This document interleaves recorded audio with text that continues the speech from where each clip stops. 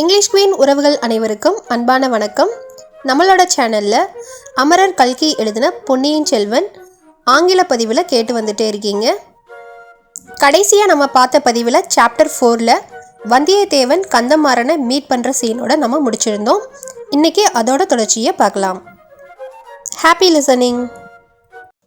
Kandamara, I came here only because of your repeated invitation, and these people gave me a hero's welcome. Idiots, move away, fools! Kandamaran drove the soldiers away. Kandamaran held Vandiyathevan's hand and walked him into the palace. His feet were almost dancing on the stone floor, and so his heart was. No one can make you happy like a friend from a young age. Of course, your beloved can make you happy, but when it comes to love, there is as much scope for grief as for happiness, as much for heartbreak as for ecstasy. But in the case of a true friend, there would not be even a shadow of grief. Vandiyathevan could not hold his curiosity any longer. Anything special today? The security is tight and there are so many guests. The entrance is abuzz with activity. What's happening, my friend? I'll tell you later. Do you remember the days we were together in the army stationed on the banks of Ponniyinselvan? And you used to say quite often, I want to have a glance of Palvetarayar. I want to meet Malavarayar.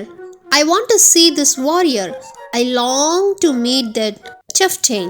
You can see them all tonight here in this palace. This must be your lucky day. Kandamaran led Vandiyathevan into the guest chambers of the palace. On the way, he took him to his father, Sambhavarayar. Father, remember my talking about my close friend Vandiyathevan, the one from the clan of Vanas. This is him. Vandiyathevan folded his hands reverentially towards the old man. The old man was not exactly delighted to see him. Oh, he was the one who created a ruckus at the gates? No, Dad, he did not create the ruckus. It was those idiots whom we have hired as guards for the day. Even then, he need not have chosen this day to visit us, and that too in the dark and after creating such a hue and cry. Kandamaran's face fell. He did not want to argue with his father, and that too in the presence of his friend. He silently retreated along with the Prince of Vallam. He led him a few steps away and stood before the senior Palvetarayar, who was the center of attraction amongst all the royal guests. He was seated on the high chair. Mama, this is Vandiyathevan, my dearest friend. He belongs to the clan of Vana empires. We worked together in the military camp on the banks of the North Penniyinselvan River. At that time, he would be constantly telling me, someday or other, I should see the bravest of brave, the greatest of warriors of Chola kingdom, the senior Palvetarayar. He would repeatedly ask me, is it true that he has 64 wounds on his body?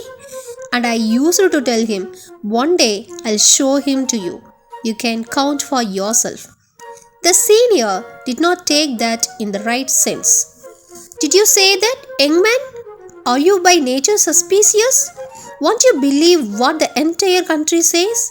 You won't accept me as a warrior unless you can count for yourself the 64 wounds in my body? And if you find only 63, will you brand me a coward, right? Do you think there cannot be any valor outside your Vana clan? The friends were shocked at the brutal repartee. Kandamaran wanted to flatter the senior, and the two young men never thought that their harmless speech could be so cruelly twisted. Vandiyathevan was irritated, yet he hid his feelings and resorted to damage control. The fame of Palvetarayars has reached the Himalayas in the north and Kanyakumari in the south.